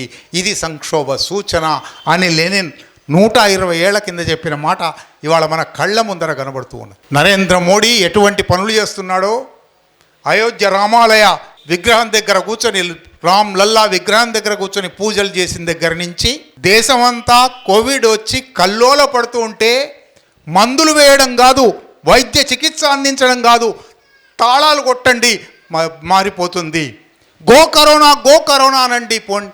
వీళ్లకు సాధికారత ఉన్నదా? వీళ్లను ఆ అధికారాన్ని చట్టబద్ధంగా అనుభవిస్తున్న వాళ్ళు, చట్టబద్ధంగా అమలు చేస్తున్న వాళ్ళు, ప్రజలకు మేలు చేసేవాళ్ళు, ప్రజాసేవ కోసమే ఆ పదవుల్లో ఉన్నవాళ్ళు అని సాధికారతతో గుర్తించడానికి ఇసుమంత అవకాశమైనా ఉన్నదా? ఇది ఇటువంటి సాధికారత ధ్వంసం సంక్షోభానికి ఒక సూచన అని లెనిన్ ఎప్పుడో చేసిన సూత్రీకరణ ఇప్పుడు పూర్తిగా నిజమవుతున్నది. ఆయన మరో మాట కూడా అన్నాడు. సంక్షోభానికి మరొక ముఖంగా వర్గ పోరాటం తీవ్రతరం అవుతూ ఉండడం సంక్షోభానికి ఒక సూచన. వర్గ పోరాటం ఎంత తీవ్రతరం అయ్యిందంటే అది వర్గ పోరాటం అనగానే కేవలం అటు ఇటు ఎదురు బెదురుగా ఆయుధాలు పట్టుకొని నిలబడి పోరాడడం కాదు. వర్గ పోరాటం అనేది అనేక స్థాయిలలో, అనేక తలాలలో, అనేక రూపాలలో నిత్యము ప్రతి క్షణము వ్యక్తమవుతుంది. అనేక వ్యక్తీకరణలు ఉన్నాయి. అది ఒక సమ్మె పోరాటం లాంటి వ్యక్తీకరణ కావచ్చు. అది నిన్నటికి నిన్న ఒక రాష్ట్ర ముఖ్యమంత్రి మీరు 5 రూపాయలకు రిక్షా మాట్లాడుకొని ఆ రిక్షా నడిపే వ్యక్తి ముస్లిం అని తెలిస్తే దిగిన తర్వాత 4 రూపాయలు ఇవ్వండి అని బహిరంగంగా పత్రికా సమావేశంలో అన్నాడు. వర్గ పోరాటానికి ఒక రూపం అది, ఒక వ్యక్తీకరణ అది. ముస్లిమ్స్ అనే ఒక పేద శ్రామికుల పట్ల కొంచెం ఉన్నవాళ్ళు, మధ్యతరగతి వాళ్ళు కూడా కావచ్చు, లేదా ధనికులు కావచ్చు, ఎటువంటి వైఖరి తీసుకోవాలి, అవతలి వర్గాన్ని అణచివేసే వైఖరి, అవతలి వర్గాన్ని దోపిడీ చేసే వైఖరి ఎట్లా తీసుకోవాలి అని ఒక ముఖ్యమంత్రి బహిరంగంగా ప్రకటిస్తున్నాడు. అటువంటి వర్గ పోరాటం తీవ్రమవుతున్న వ్యక్తీకరణలు అనేకం ఉన్నాయి. ఈ వర్గ పోరాటానికి అత్యున్నత రూపమైన అసలు వ్యవస్థనే మారుస్తాము, వ్యవస్థ పరివర్తన కోసం ఉన్న అధికారంలో ఉన్న వాళ్ళను తొలగించడానికి సాయుధ పోరాటం తప్ప మరొక మార్గం లేదు అని పోరాడుతున్న వాళ్లను ఊచకోత కోసి నిర్మూలిస్తాము అని ముహూర్తాలు పెట్టి ఫలాని తేదీలోపు తర్వాత వాళ్ళని లేకుండా చేస్తాము అని, ఇది వర్గ పోరాటం తీవ్రతరం కావడానికి మన కళ్ళ ముందర కనబడుతున్న ఉదాహరణ. ఇటువంటి ఉదాహరణలు లెనిన్ తన కాలంలో సంక్షోభం ఎట్లా వస్తుంది, ఈ సంక్షోభానికి ఏ రూపాలు ఉంటాయి, వ్యవస్థ ఎట్లా కుప్పకూలుతుంది అని అనేక ఉదాహరణలు చెప్పాడు. ఆ వివరాల్లోకి కూడా మనం పోనక్కర్లేదు. అక్కడి నుంచి ఇంకొంచెం ముందరికి వెళ్దాం. లెనిన్ తర్వాత 20-30 ఏళ్లకు కనీసం లెనిన్ అయినా తన చుట్టూ తన మాటలు వినేవాళ్ళు ఉన్నారు, తన మాటలు విని ఆచరించే వాళ్ళు ఉన్నారు. ఒక పార్టీ, ఒక ఉద్యమం, ఒక నిర్మాణం తయారవుతున్నది, వాళ్ళను ఉద్దేశించి ఇదిగో మనం చేయవలసిన పని ఇది అని చెప్పాడు. జైల్లో కూర్చొని ఆంటోనియో గ్రాంసీ తాను రాసింది ఎప్పటికైనా అచ్చవుతుందో లేదో తెలియదు, బయటికి పోతుందో లేదో కూడా తెలియదు. ఆయన సంక్షోభాన్ని విశ్లేషించాడు. సంక్షోభం అంటే ఏమిటి? ఇటలీలో ముసోలిని అధికారంలోకి వచ్చాడు. అధికారంలోకి వచ్చిన 3 సంవత్సరాల్లో ఇటలీ కమ్యూనిస్ట్ పార్టీ ప్రధాన కార్యదర్శి అయిన ఆంటోనియో గ్రాంసీని తప్పుడు కేసు పెట్టి జైల్లో పడేశాడు. జైల్లో ఆయన 11 సంవత్సరాలు జైల్లో గడిపి జైల్లోనే మరణించాడు. జైల్లో ఉండి ఆయన రాసుకున్న అనేక కాగితాలు ఆ తర్వాత ముస్సోలిని, హిట్లర్లు ఓడిపోయిన తర్వాత బయటపడి అవి 70లో ఇంగ్లీష్లోకి అనువాదమై ఇప్పుడు ప్రపంచానికి దొరుకుతున్నాయి. 1930లో జైల్లో కూర్చొని ఆయన ఒక మాట రాశాడు. క్రైసిస్ అంటే ఏమిటి? సమాజంలో క్రైసిస్ ఉంది, సంక్షోభం ఉంది అని అంటున్నాం కదా, దీనికి అర్థం ఏమిటి? పాత ప్రపంచం చచ్చిపోవడం. పాత ప్రపంచం చచ్చిపోయింది, కొత్త ప్రపంచం పుట్టడానికి పెనుగులాడుతున్నది. ఇది సంక్షోభం. పాత ప్రపంచం నిజానికి ఇప్పటికీ ఎప్పుడో చచ్చిపోయింది, కుళ్ళి కంపు కొడుతున్నది అని ఇంకా మనం శవదహనం చేయలేదు. శవదహనం చేయడానికి తగిన శక్తియుక్తులు మనం సమకూర్చుకోలేదు. కానీ ఆ పాత ప్రపంచం చచ్చిపోయింది. కొత్త ప్రపంచం పుట్టాలి కదా మరి. పాత ప్రపంచం పోయినప్పుడు కొత్త ప్రపంచం పుట్టడానికి పెనుగులాడుతున్నది, ఇంకా పుట్టలేదు. ఆయన అన్న మాట, the old world is dying and the new world cannot be born. ఇక్కడితో ఆపలేదు ఆయన. ఆయన ఇంకో మాట కూడా అంతే. ఎంత దురదృష్టం, నిజంగా శాస్త్రీయ వివేచన చేస్తే ఎంత దురదృష్టి ఉంటుందనడానికి ఒక ఉదాహరణ ఇది. ఈ మాట తర్వాత ఆయన ఇంకో మాట అన్నాడు, this is the time monsters come on the dais. పాత ప్రపంచం చచ్చిపోయిన తర్వాత కొత్త ప్రపంచం ఇంకా పుట్టనప్పుడు ఉండే సంధి దశలో మహారాక్షసులు వేదికెక్కుతారు. నరేంద్ర మోడీని ఊహించాడు 1930లో ఆయన. సరిగ్గా అంటే ఆయన బహుశా ఆయన దృష్టిలో ముస్సోలిని ఉన్నాడు కావచ్చు. ఆయన ముస్సోలిని ఉద్దేశించి ఈ మాట అన్నాడు. కానీ ముస్సోలిని వారసులు ఆ తర్వాత అనేక మంది వచ్చారు, అనేక మంది కొనసాగుతూ ఉన్నారు. కనుక సంక్షోభాన్ని మనం ఇంత విస్తారంగా, సంక్షోభానికి ఉండే సాధారణార్థాన్ని, దానికి ఉండే మామూలు ఉదారవాద, పెట్టుబడిదారీవాద, మార్క్సిస్టేతర మేధావుల అర్థాలను, మార్క్సిస్ట్ అర్థాలను గ్రహించుకున్నప్పుడు మాత్రమే, ఈ సంశ్లేషణ చేసినప్పుడు మాత్రమే వీటి ఆధారంగానే సంక్షోభ కాలం అని మన కాలాన్ని అనడం సరైందా కాదా అని తెలుసుకోగలం. కేవలం భాషా ప్రయోగంగా సంక్షోభ కాలం అనడం కాదు, వాస్తవంగా హేతువాదానికి ఒక గీటురా ఏమిటి అంటే త్రిపురనేని గోపీచంద్ గారు, ఆయన తొలి రోజుల్లో హేతువాది. ఆయన తండ్రి అసలు ఈ దేశంలో, ఈ తెలుగు సీమలో హేతువాదం ప్రారంభించిన వ్యక్తి. ఆయన తన పుస్తకాన్ని తండ్రికి అంకితం చేస్తూ ఒక 3 వాక్యాలు రాశాడు. ఎందుకు అనే ప్రశ్న నేర్పిన నాన్నకు. ఎందుకు, చాలా చిన్న ప్రశ్న, హేతువాదం వేయవలసిన ప్రశ్న అది. ఏ విషయంలోనైనా నేను ఇవాళ ఈ మాట్లాడుతున్నానంటే ఎందుకు, మీరు మాట్లాడడం లేదంటే ఎందుకు, ఈ అమరావతి ఇట్లా తయారవుతున్నదంటే ఎందుకు, ఈ ఎందుకు అనే ప్రశ్నే మొత్తం ప్రపంచ పరిణామ గతిని మార్చింది. హేతువాదానికి మౌలికమైన ప్రశ్న అది. ఆ ప్రశ్న దగ్గరనే మనం సంక్షోభ కాలం అని అంటున్నామంటే ఎందుకు అంటున్నామంటే ఇన్ని విస్తృత అర్థాలలో సంక్షోభ కాలం అంటున్నాము. ఇప్పుడు మరి మనం మాట్లాడుకుంటున్న తెలుగు సమాజంలో, భారత సమాజంలో, రెండు తెలుగు రాష్ట్రాలలో కానీ దేశీయంగా కానీ ఈ సంక్షోభ కాలం ఉన్నదని అనడం సరైందేనా? ఈ సంక్షోభ కాలం ఉందని రుజువు చేయడానికి నేను వీక్షణం పత్రిక సంపాదకుడిగా 23 ఏళ్ళుగా మేము పత్రిక నడుపుతున్నాం. 23 ఏళ్ళుగా రాష్ట్రంలో, దేశంలో, అంతర్జాతీయంగా సంక్షోభం ఎట్లా ఉన్నదో చెప్పడానికి ప్రయత్నం చేస్తూ ఉన్నాం. ఈ 10 సంవత్సరాలలో సంక్షోభం ఎట్లా వ్యాపించింది, సంక్షోభం ఎట్లా పెరిగిపోతున్నది, అనేక వ్యాసాలు రాసాం. అన్ని వివరాల్లోకి నేను పోను. మళ్ళీ శాస్త్రీయ పారిభాషిక పదాల్లోనే మన సంక్షోభాన్ని ఎట్లా చూడాలి. దేశంలోనూ రాష్ట్రాల్లోనూ పెరుగుతున్న సంక్షోభం 4 పారిభాషిక పదాలలో అర్థం చేసుకోవాల్సింది. మొట్టమొదటిది హిందుత్వ వల్ల ఇవాళ మన సమాజంలో, తెలుగు సమాజాల్లో కానీ భారతదేశం మొత్తంగా కానీ ఒక సంక్షోభం తీవ్రతరం అవుతూ ఉన్నది, లోతుగా వ్యాపిస్తూ ఉన్నది, ఈ సమాజాన్ని కుప్పగూల్చే దిశగా ప్రయాణిస్తూ ఉన్నది. ఏమిటి హిందుత్వం ఏం చేస్తుంది? హిందుత్వ మనుస్మృతి మీద ఆధారపడింది. మనుస్మృతి అంతరాల మీద ఆధారపడింది, అసమానత మీద ఆధారపడింది. అసమానతే సహజం అని చెప్తూ ఉంది. అంటే దోపిడీ, పీడనలు సహజం అని చెప్తుంది. నీ ధర్మం నువ్వు చేయాలి, స్వధర్మే నిధనం శ్రేయ పరధర్మో భయావహ అంటాడు దాంట్లో భగవద్గీతలో స్వయంగా భగవాను. ఏమిటి స్వధర్మం అంటే నీ కుల ధర్మం నువ్వు చేయాలి. బ్రాహ్మడు కేవలం చదువుకోవాలి, చదువు చెప్పాలి. చదువు చెప్పడం, చదువుకోవడం ఇతర కులాల వాళ్ళు చేయకూడదు. క్షత్రియులు ఆయుధాలు పట్టాలి, మిగతా వాళ్ళు ఆయుధాలు పట్టకూడదు. శూద్రుల పని కేవలం పై 3 వర్గాలకు సేవ చేయడం మాత్రమే. ఇది స్వధర్మం. స్వధర్మే నిధనం శ్రేయ అని స్వయంగా భగవాను వాచ చెప్పినది అది హిందుత్వం. హిందుత్వం మౌలిక, ఇతర దానికి అనేక ఆడంబరాలు పూసి ఉండొచ్చు, అనేక ముసుగులు అల్లి ఉండొచ్చు. మౌలికంగా అది. నిన్ననే ఢిల్లీ యూనివర్సిటీలో ఒక ఘర్షణ సాగుతూ ఉన్నది విద్యార్థుల మధ్య.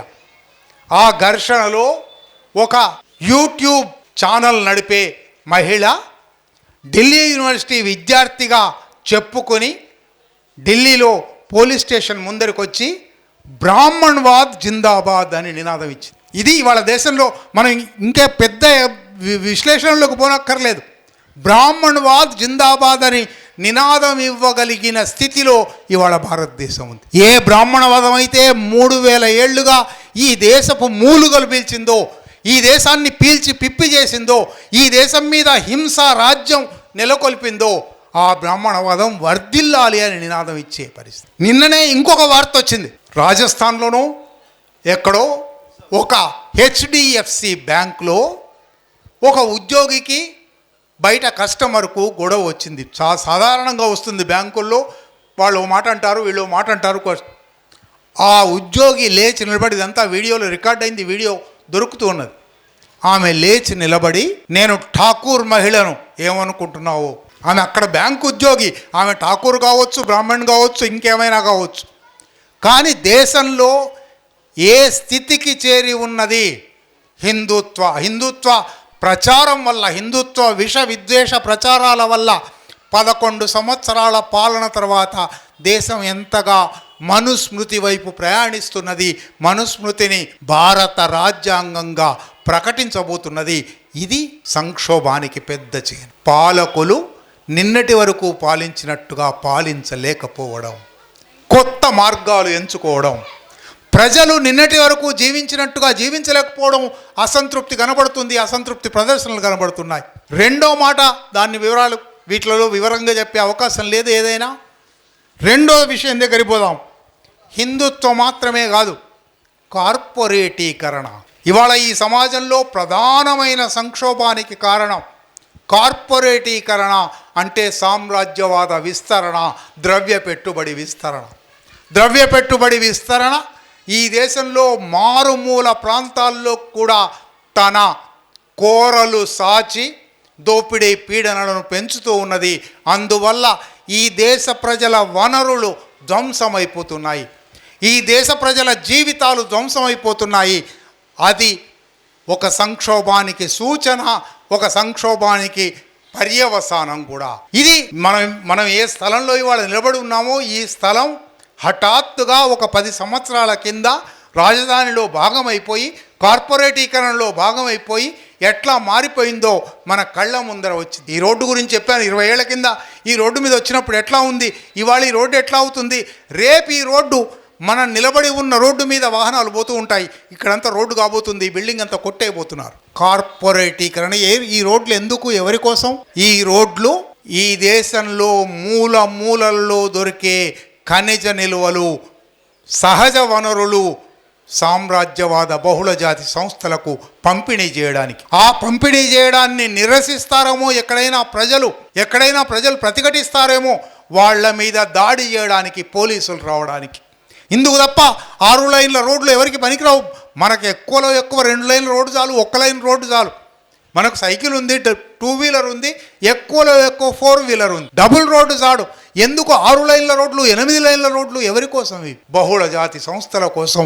ఈ కార్పొరేటీకరణ దేశంలో సంక్షోభానికి ఒక కారణంగా ఉన్నది, సంక్షోభపు ఒక పర్యవసానంగా ఉన్నది. ఇది మాత్రమే కాదు, సైనికీకరణ. ఇంతకుముందే చెప్పాను, తప్పనిసరిగా కార్పొరేటీకరణ ఎక్కడెక్కడ జరిగితే అక్కడ సైనికీకరణ జరుగుతుంది. కార్పొరేటీకరణ ప్రజల హక్కులను ధ్వంసం చేసి కార్పొరేట్లకు హక్కులు కట్టబెడుతుంది. అందువల్ల ప్రజలు ప్రతిఘటించడం, ఇవాళ కాకపోతే రేపు ఒక నాయకత్వం కాకపోతే మరొక నాయకత్వం, అసలు ఏ నాయకత్వం లేకపోతే వాళ్ళంతటా వాళ్లే తప్పనిసరిగా చేస్తారు. చేసినప్పుడు వాళ్లను అణిచివేయడానికి సైన్యం కావాలి, భద్రతా బలగాలు కావాలి, సాయుధ బలగాలు కావాలి.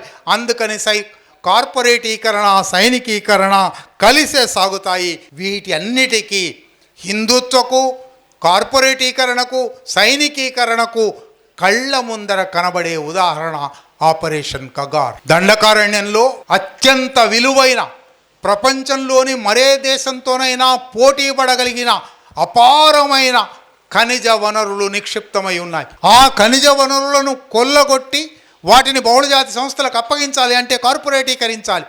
కార్పొరేటీకరించడానికి అక్కడి ఆదివాసులు అభ్యంతరం చెప్తున్నారు. ఆ ఆదివాసుల అభ్యంతరానికి మద్దతుగా మావోయిస్ట్ పార్టీ నిలిచింది. అందువల్ల మావోయిస్టులను నిర్మూలిస్తాము, ఆదివాసులను అక్కడి నుంచి పంపించేస్తాము, ఖనిజ వనరులన్నీ బహుళజాతి సంస్థలకు అప్పగిస్తాము. ఇది ఒక వరుస. అందువల్లనే జనవరి 24లో ప్రారంభమైన ఆపరేషన్ కగార్ ఇప్పటికీ 2 సంవత్సరాల 2 నెలలుగా దాదాపు 900 మందిని ప్రాణాలు బలిగొన్నది. అది మాత్రమే కాదు, లోపల నుంచి వేరు పురుగులాగా తొలిచి లొంగుబాట్ల పర్వం ప్రారంభించింది, విద్రోహ పర్వం ప్రారంభించింది. నిన్నటిదాకా నాయకత్వంలో ఉన్నవాళ్లే, ఉద్యమాన్ని నడిపిన వాళ్లే, ఏ లాయిడ్ కంపెనీ వచ్చి గనులు తవ్వుకుపోతున్నది అని వ్యతిరేకించారో, ఆ లాయిడ్ కంపెనీ యాజమాన్యం వచ్చి ఇవాళ లొంగిపోయిన మల్లోజుల వేణుగోపాల్ను మేము బ్రాండ్ అంబాసిడర్గా నియమించుకుంటాము అంటాడు. ఇది సంక్షోభానికి అత్యంత పెద్ద ఉదాహరణ. ఖనిజ వనరుల దగ్గర ప్రారంభమై, హిందుత్వ పాలన దగ్గర ప్రారంభమై, కార్పొరేటీకరణ దగ్గరకు వచ్చి, సైనికీకరణ దగ్గరకు వచ్చింది.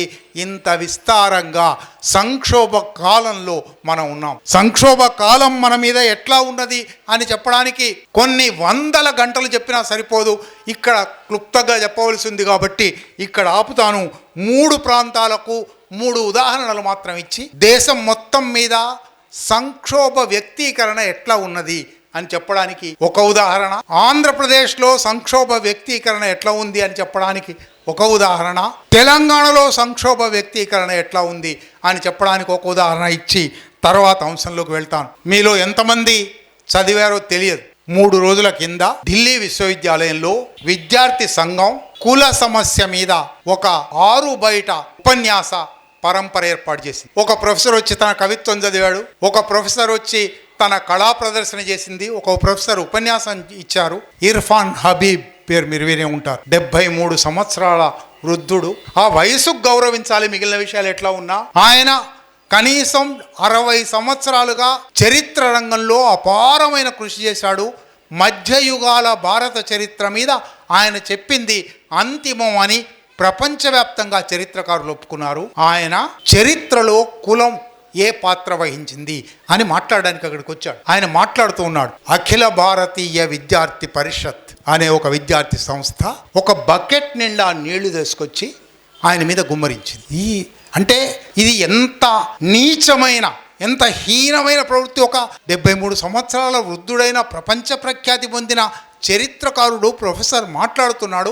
ఆయనను అవమానించదలిచారు. ఈ దేశం ఎంత పుచ్చిపోయిందో. 1980లో కొడవటిగంటి కుటుంబరావు గారు ఒక వ్యాసం రాశారు, పుచ్చిపోయిన జీవితం అని. 80లోనే ఆయన పుచ్చిపోయింది అన్నారు. 2026లో మన కళ్ళ ముందర కనబడుతుంది ఎంత పుచ్చిపోయింది. మళ్ళీ వాళ్లే పితృవాక్య పరిపాలన, పెద్దలను గౌరవించుము, విధేయంగా ఉండుము అనేక మాటలు చెప్తారు. వాళ్లే ఒక గౌరవనీయమైన ప్రొఫెసర్ మీద ఇటువంటి పని చేశారు. అనేక ఉదాహరణలు, నరవాడే పుస్తకం కావచ్చు, పార్లమెంట్లో జరిగిన చర్చ కావచ్చు, మీరు తవ్వుతూ పోతే ప్రతి అంశము ఇవాళ భారతదేశం ఎటువంటి సంక్షోభంలో ఉన్నదో చెప్పే ఉదాహరణలే.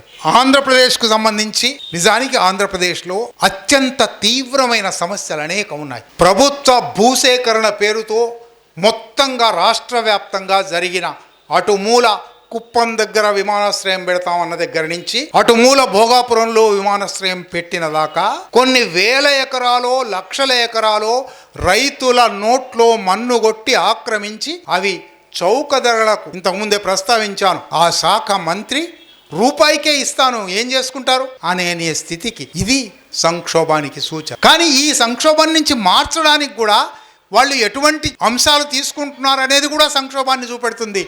లడ్డూ వివాదం వాళ్ళకి పనికొచ్చింది. లడ్డూలో నెయ్యి కలిసిందా లేదా? నెయ్యిలో జంతు మాంసం, నిజానికి నెయ్యే జంతు మాంసం నుంచి వచ్చేది. జంతు పాలలో నుంచే, ఆవు పాలలో నుంచే నెయ్యి వస్తుంది. అంటే నెయ్యే సహజంగా జంతు కొవ్వు ఉండేది, యానిమల్ ఫ్యాట్ ఉండేది. యానిమల్ ఫ్యాట్ ఉండే దాంట్లో యానిమల్ ఫ్యాట్ కలిపారా అని చర్చ జరుగుతుంది. ఈ చర్చకు అన్ని పత్రికలు, అన్ని ఛానళ్ళు, బుద్ధిజీవులందరూ ఆహా అని అటువైపు ఇటువైపు తీసుకుంటారు. అసలు సమస్య నుంచి పక్కదారి పట్టించడానికి విశాఖ ఉక్కు కర్మాగారాన్ని అమ్మేయబోతున్నాడు. విశాఖ ఉక్కు ఆంధ్రుల హక్కు అని ఈ తెలుగు జాతి రాష్ట్ర వ్యాప్తంగా పోరాడి కొన్ని డజన్ల మంది ప్రాణాలు పోగొట్టుకొని విశాఖ ఉక్కు ఫ్యాక్టరీ సంపాదించాము. ప్రజల భూమి 25,000 ఎకరాలు దానికి కట్టబెట్టాము. ఆ 25,000 ఎకరాలు ఇవాళ అదానికి ఇవ్వబోతున్నారు. ఇది మాట్లాడకూడదు. అంటే అసలు సంక్షోభం గురించి మాట్లాడకుండా కుహనా సంక్షోభాల సృష్టి జరుగుతుంది. ఇది ఒక సంక్షోభానికి ఒక అంశం, ఒక ముఖం, ఒక రూపం. ఇంకా తెలంగాణలో, బహుశా ఆంధ్రప్రదేశ్లో కూడా ఆ వార్త సంచలనం రేపి ఉంటుంది. నాకైతే ఆ వార్త చదివిన దగ్గర నుంచి ఇవాళకి కూడా దాదాపు నెల రోజులుగా మనసు వికలమై ఉంది. ఒక 38 ఏళ్ల యువతి తన 18 ఏళ్ల కూతురుని 17 ఏళ్ల కొడుకును వెంట పెట్టుకొని ఒక వాటర్ బాటిల్ పట్టుకొని చాలా సాధారణంగా కనబడుతూ సీసీటీవీ ఫుటేజ్లో ఆమె ఫోటో వచ్చింది.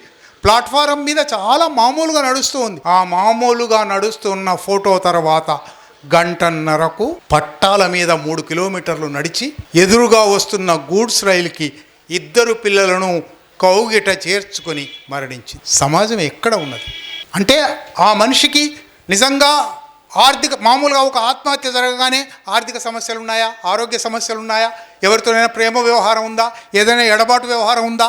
పోలీసులకు తెలిసిన పద్ధతి ఇది. ఆమెకు ఆర్థిక సమస్యలు లేవు, సాఫ్ట్వేర్ ఉద్యోగి, భర్త దుబాయ్లో ఉద్యోగి, పిల్లలు మంచిగా చదువుకుంటున్నారు, ఆరోగ్య సమస్యలు లేవు, కుటుంబ సమస్యలు లేవు. కానీ మనిషి ఒంటరి అయిపోయింది. ఇవాళ మనందరము కూడా ఎవరికి వాళ్ళం ఒక ఒంటరి ద్వీపాలుగా బతుకుతూ ఉన్నాము. సామూహికత పోయింది. మనిషి సంఘజీవి అని అరిస్టాటిల్ అన్నాడు ఎప్పుడో 2500 ఏళ్ల కింద. ఇవాళ వచ్చి చూస్తే బహుశా మనిషి ఒంటరి జీవి, మనిషి ఏకాకి అని చెప్పాలి. నలుగురిలో కలిసి ఉండి కూడా ఏకాకులుగా ఉన్నాం. నలుగురితో కలిసి ఉండి కూడా పంచుకోవడం లేదు. ఒక ఇంట్లో ఉంటాము, ఆమె ఫోన్ ఆమె, ఆయన ఫోన్ ఆయన, కొడుకు ఫోన్ కొడుకు, కూతురు ఫోన్ కూతురు పట్టుకొని ఉంటారు. ఒకరితో ఒకరు మాట్లాడుకోవడానికి లేదు. ఒకరి మనసులో ఏముందో మరొకరికి తెలియదు.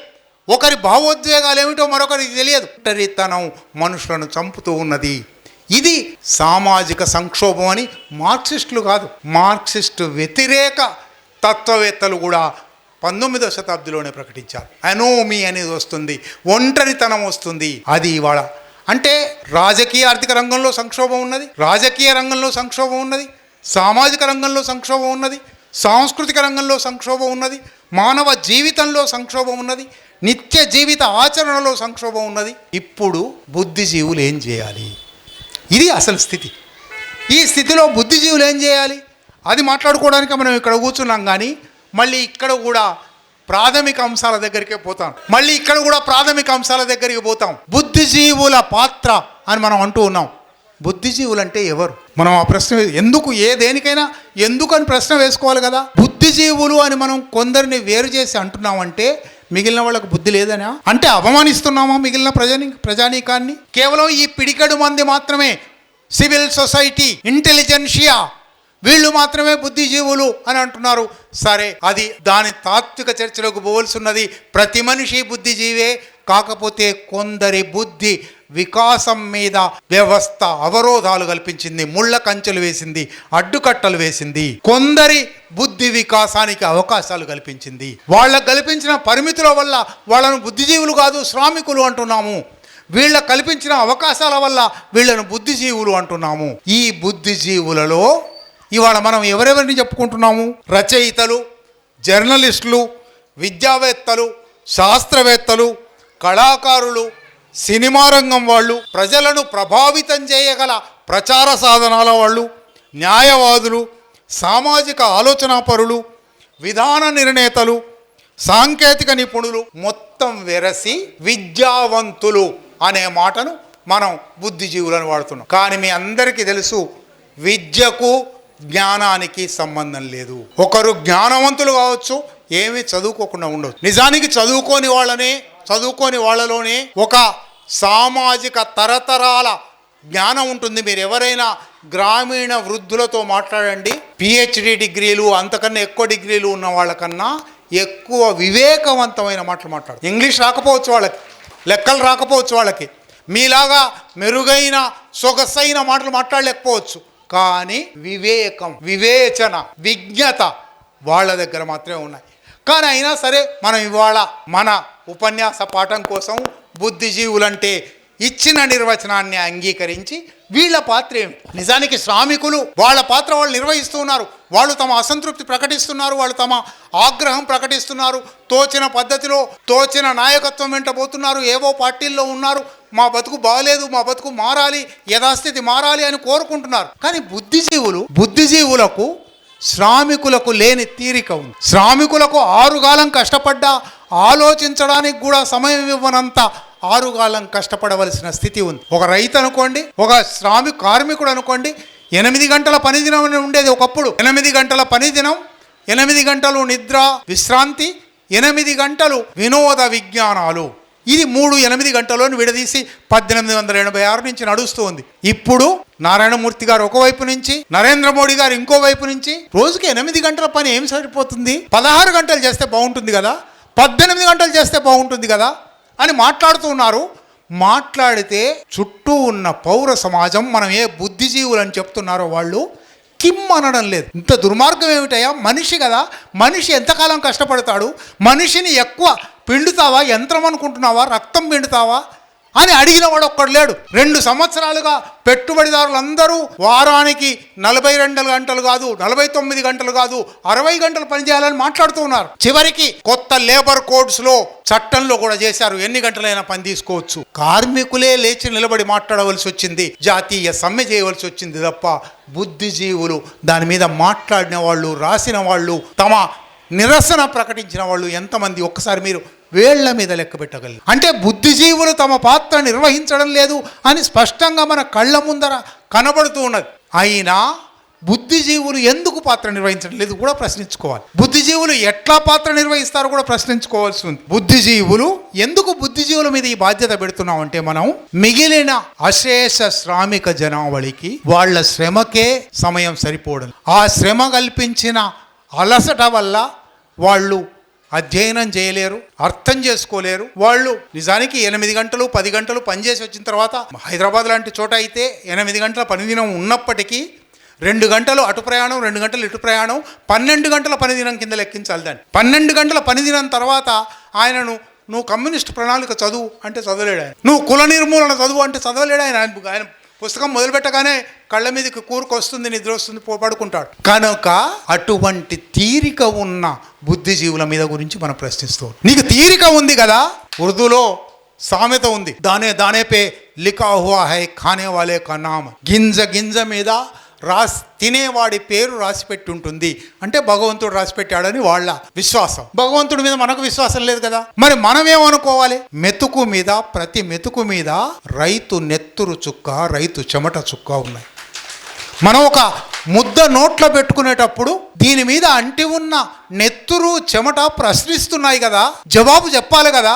వాళ్ళు తమ తీరిక వదులుచుకొని నాకు తీరిక ఇచ్చారు కదా మాట్లాడడానికి, రాయడానికి, చదవడానికి, ఆలోచించడానికి, పరిష్కారాలు వెతకడానికి, నేను ఆ పని ఏమన్నా చేస్తున్నానా? ఇది బుద్ధిజీవి వేసుకోవాల్సిన ప్రశ్న. ప్రతి బుద్ధిజీవి ప్రతి మెతుకు నోట్లో పెట్టుకునేటప్పుడు ఆలోచించవలసిన ప్రశ్న ఇది. ఈ ప్రశ్న మనం వేసుకోకుండా చేయడానికి మన చుట్టూ అనేక వలయాలు గమ్మారు. సినిమా ఉన్నది, క్రికెట్ ఉన్నది, క్రీడలు ఉన్నాయి, పోర్నోగ్రఫీ ఉన్నది, సెల్ ఫోన్ ఉన్నది, టీవీ ఉన్నది.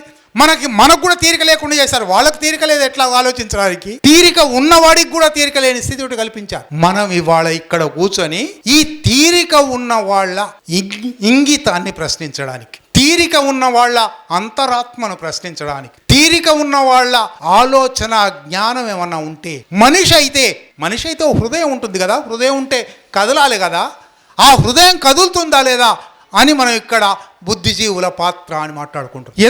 ఎందుకు వాళ్ళు చేయాలి? ఎందుకంటే వాళ్ళ అధ్యయనం వల్ల, వాళ్ళ ఆచరణ వల్ల, వాళ్ళ అనుభవం వల్ల సమాజ చలనం ఏమిటి వాళ్ళు గుర్తించగలుగుతారు. సమాజ చలనాన్ని మామూలు మనిషి గుర్తించలేడు, శ్రామికుడు గుర్తించలేడు, రైతు గుర్తించలేడు. తన రోజువారీ కష్టంలో పడి ఉన్నాడు. తీరిక ఉన్నవాడు సమాజ చలనం ఎటుసాగుతుంది, పురోగమనం ఎటుసాగుతుంది, తిరోగమనం ఎటుసాగుతుంది, ఈ విధానపు నిర్ణయం ఎందుకు జరిగింది, ఈ విధాన నిర్ణయం పర్యవసానం ఏమిటి, సమాజ చలన సూత్రాలన్నీ గ్రహించగలిగిన శక్తి, గ్రహించగలిగిన అవకాశం, గ్రహించగలిగిన సమయం ఉన్నది బుద్ధిజీవులకు. కాబట్టి వాళ్ళని అడుగుతున్నాం మనం. ఇవి ఉన్నాయి కదా నీకు, ఇవి నీకేమో నువ్వు తెచ్చుకోలేదు, దైవదత్తం కాదు, నీకు సమాజం ఇచ్చింది. సమాజం ఇచ్చినందువల్ల నీకు ఈ శక్తి వచ్చింది. అందువల్ల తిరిగి సమాజానికి ఏమిస్తావు? అర్థం చేసుకున్నావు కదా, సమాజాన్ని అర్థం చేసుకుంటావు కదా, దీన్ని అర్థం చేయించడానికి ప్రయత్నం చేస్తావా? నువ్వు అర్థం చేసుకుని నువ్వు ఒక పండితుడివై నువ్వు ఏకాంత దంత ప్రకారం ఎక్కి కూర్చొని నేను ప్రవక్తను చెప్తాను అంటే కాదు. నువ్వు తెలుసుకున్న జ్ఞానాన్ని, నువ్వు అర్థం చేసుకున్న జ్ఞానాన్ని ఎంతమందికి అర్థం చేయిస్తావు, ఎంతమందితో ఇది మార్చవలసి ఉంది అనే చైతన్యం కల్పిస్తావు? ఇది అసలు ప్రశ్న. ఎందుకంటే బుద్ధిజీవులు అనేవాళ్ళే ప్రజాభిప్రాయాన్ని మలచగలరు. ప్రజాభిప్రాయ నిర్మాతలు వాళ్ళు, ప్రజా హృదయ నిర్మాతలు వాళ్ళు, ప్రజా ఆచరణ మార్గదర్శులు వాళ్ళు ఆ పని చేయడం మానేశారంటే కూడా అందరికందరూ మానేశారని గంపగుత్తగా కొట్టేనక్కర్లేదు. మన బుద్ధిజీవులలో 3 రకాల వాళ్ళు ఉన్నారు. ఒక రకం విమర్శకులు. వాళ్ళు తప్పకుండా సమాజ చలనాన్ని గుర్తిస్తున్నారు, ప్రశ్నిస్తున్నారు, తమకు తోచినది తమ శక్తి మేరకు, సామర్థ్యం మేరకు రాస్తున్నారు, మాట్లాడుతున్నారు, చెప్తున్నారు, వ్యక్తీకరిస్తున్నారు. అది ఒక వర్గం. అది క్రమక్రమంగా, మరీ ముఖ్యంగా 1991 తర్వాత ఎందుకు జరిగిందో వస్తాను, 91 తర్వాత తరిగిపోతూ ఉంది.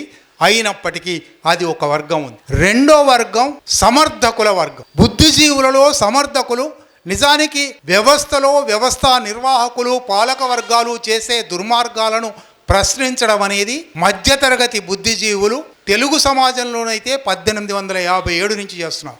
మధ్యతరగతి బుద్ధిజీవులే దాదాపు ప్రతి ఉద్యమానికి నాయకత్వం వహించారు, ప్రతి ఉద్యమానికి మార్గనిర్దేశనం చేశారు, ప్రతి ఉద్యమానికి అవసరమైన పుస్తకాలు రాశారు, కరపత్రాలు రాశారు, ఉపన్యాసాలు చేశారు. 1991 ప్రపంచీకరణ ప్రారంభమైన తర్వాత మధ్యతరగతికి కూడా కొన్ని ఫలాలు అందడం ప్రారంభం. మధ్యతరగతి వాళ్ళ పిల్లలు కూడా అమెరికాకు పోవడం, ఇంతకుముందు వరలక్ష్మి చెప్పింది, అక్కడికి పోయి సాఫ్ట్వేర్ కూలీలు కావడం ప్రారంభమైంది. వాళ్ళు అక్కడికి పోయి సాఫ్ట్వేర్ కూలీలే అయ్యారు, కానీ వాళ్ళు అక్కడ సంపాదించిన $1కి ఇక్కడ 60 రూపాయలు, 70 రూపాయలు, 80 రూపాయలు కనుక వాళ్ళ తల్లిదండ్రులు ఒకప్పుడు హేతువాదులుగా ఉన్నవాళ్లే, ఒకప్పుడు నాస్తికులుగా ఉన్నవాళ్లే, ఒకప్పుడు విప్లవకారులుగా మార్క్సిస్టులుగా ఉన్నవాళ్లే ఇవాళ భద్ర జీవనానికి అలవాటు, సుఖ జీవనానికి అలవాటు పడ్డారు. అందువల్ల 1991 తర్వాత బుద్ధిజీవుల పాత్ర క్రమక్రమంగా కుంచుకుపోతూ వచ్చింది. బుద్ధిజీవులలో ఒక వర్గం వ్యవస్థను సమర్థించే వర్గంగా, యథాస్థితిని సమర్థించే వర్గంగా, యథాస్థితి ఉండడమే మంచిది అనే వర్గంగా. నిన్నటికి నిన్న మీరు చూశారు, ఎప్స్టీన్ ఫైల్స్ లో పూరి అనే ఒక మంత్రి పేరుంది. ఆ పూరి భారతీయ జనతా పార్టీలో మంత్రి. దీని మీద NDTV of all the channels, ఒకప్పుడు ప్రణయ్ రాయ్ లాంటి వాడు నడిపిన ఛానల్, ప్రశ్నించే ఛానల్, ఆ ఛానల్ ఇవాళ అదానీ ఛానల్. అదానీ కొనుక్కున్న తర్వాత అక్కడ పద్మా జోషి అనే ఒక ఆమె ఉంది. ఆమె నిన్న టీవీ ఛానల్ మీద ఎప్స్టీన్ రేపిస్ట్ కావచ్చునండి, చిన్నపిల్లలతో అత్యాచారాలు చేసిన వాడు కావచ్చునండి, చాలా నేరస్తుడు కావచ్చునండి, కానీ ఆ మనిషికి ఇంకొక ముఖం కూడా ఉంది కదా, ఆ ముఖం రాజకీయ నాయకుల మధ్య సంబంధాలు కల్పించే పవర్ బ్రోకర్ది కదా, ఆ రూపంలో పూరి గారు కలిశారేమో అంటూ. అంటే ఎంత దుర్మార్గాన్నైనా సమర్థించే ఒక బుద్ధిజీవి వర్గం. ఇది క్రమక్రమంగా పెరుగుతూ వచ్చింది 90ల నుంచి. ఇప్పటికే అది పెరిగిపోయి ఇవాళ అదే ప్రధాన స్రవంతి. ప్రధాన స్రవంతి ప్రచార సాధనాలు, ప్రధాన స్రవంతి పత్రికలు అన్నీ కూడా వాళ్ళ మార్గాన్నే చెప్తున్నాయి. మూడో వర్గం ఉంది, బహుశా మనబోటి వాళ్ళం. మనం మొదటి వర్గంలో ఉండడానికి ఇష్టపడతామని, మొదటి వర్గంలో ఉన్నామని నేను అనుకుంటాను. మూడో వర్గం మౌన సాక్షులుగా ఉన్న వర్గం. ఇది కూడా 90ల తర్వాత క్రమంగా పెరుగుతూ వచ్చింది. మనకి ఎందుకు వచ్చిందిలే, ఇది వచ్చేదా చచ్చేదా, ఎప్పుడో ఇంకో 100 ఏళ్ల తర్వాత వస్తుందో రాదో, ఎందుకు దానికోసం కష్టపడాలి, ఇటువంటి ఒక నిర్లిప్తత, ఇటువంటి ఒక నిరాశ, ఇటువంటి ఒక మౌనం, ఈ మౌన బుద్ధిజీవి వర్గం విస్తారంగా ఉన్నది. బహుశా మనం మొట్టమొదట గురిపెట్టవలసింది, మార్చవలసింది, వాళ్ళలో కార్యాచరణ కోసం వాళ్ళ హృదయాన్ని మేల్కొల్పవలసింది ఆ వర్గం. అది చాలా మెజారిటీగా ఉన్నది. విమర్శకుల వర్గం చాలా కొద్దిగా ఉన్నది, సమర్థకుల వర్గం పెరుగుతూ ఉన్నది, మౌన సాక్షుల వర్గం ఇంకా ఇంకా పెద్ద వర్గంగా ఉన్నది.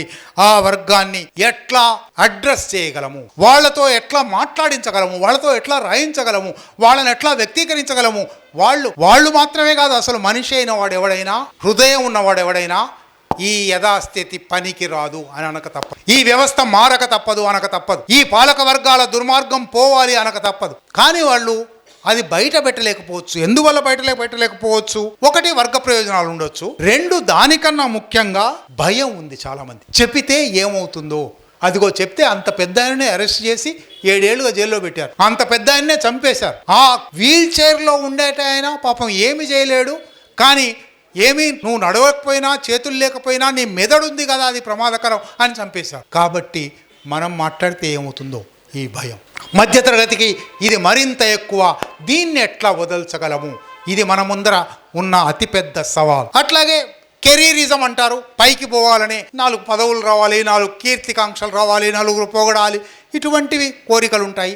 అందువల్ల కూడా ఇటువంటి విషయాలు మాట్లాడితే బహుశా పేరు రాదేమో, ఇటువంటి విషయాలు మాట్లాడితే సన్మానాలు చేయరేమో, ఇటువంటి విషయాలు మాట్లాడితే పదవులు రావేమో, ఇది కూడా ఒక కారణం కావచ్చు. ఈ కారణం వల్ల కూడా కొంత మౌన సాక్షులుగా ఉండే అవకాశం ఉంది. అట్లాగే భావజాల అంధత్వం అంటారు. మీరు ఒక భావజాలాన్ని నమ్మడం వల్ల ఇతర భావజాలాలలో, సమాజంలో మొత్తంగా ఏం జరుగుతున్నదో చూడడానికి కూడా నిరాకరిస్తారు. ఇది ఎప్పుడు మీరు నిజంగా శాస్త్రీయవాదులైతే మీ శాస్త్రీయత ఎప్పుడు నిగ్గుదేలుతుందంటే, మీ వ్యతిరేక అభిప్రాయంతో మీరు పోటీ పడి వాదించి నెగ్గగలరా లేదా అన్నప్పుడే మీరు నిగ్గుదేలుతారు. అంతే తప్ప వాళ్ళతో అసలు సంబంధమే పెట్టుకోము, వాళ్ళను వినము, వాళ్ళను చూడము అనే భావజాల అంధత్వం ఎప్పుడు వస్తుందో అప్పుడు మౌన సాక్షిగా ఉండడం కూడా పెరుగుతుంది. కనుక ఇతర భావజాలతో నాకు ఎందుకు, తాను ఒక నొప్పింపక తప్పించుకు తిరుగువాడే ధన్యుడు సుమతి, అట్లా ధన్యుడుగా ఉండాలి. ఈ ధన్యుడుగా ఉండే వర్గం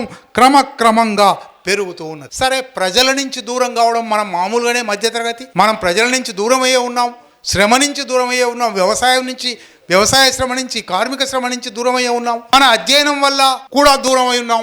ఈ ప్రజల నుంచి దూరం కావడం వల్ల కూడా మౌన సాక్షిగా ఉంటాం. ఇటువంటి సందర్భంలో ఈ 3 దశాబ్దాలలో పెరుగుతూ ఉన్న సంక్షోభం మనను తప్పనిసరిగా కొన్ని పనులు చేయమని ఆదేశిస్తూ ఉన్నారు. ఇది కేవలం ఏదో ఒక ఆలంకారికంగా చెప్పే మాట కాదు. ఒక సమాజం, ఒక చరిత్ర, ఒక కాలం ప్రతి మనిషి మీద ఒక బాధ్యత పెడుతుంది. బుద్ధిజీవి మీద మరింత ఎక్కువ బాధ్యత పెడుతుంది. బుద్ధిజీవికి చరిత్ర తెలుసు కాబట్టి, బుద్ధిజీవికి కాలంలో ఏ ఏ సందర్భాలలో మేధావులు ఇంతకుముందు అధ్యక్షుల వారు ఒక పాట పాడారు. ఒక గెలీలియో గురించి, ఒక కోపర్నికస్ గురించి, ఒక బ్రూనో గురించి ఎందుకు మాట్లాడుకుంటూ ఉన్నాము? ఆనాటి బుద్ధిజీవులుగా వాళ్ళు ఆనాటి వ్యవస్థ మీద ప్రశ్నించారు, తిరగబడ్డారు, లేచి నిలిచారు.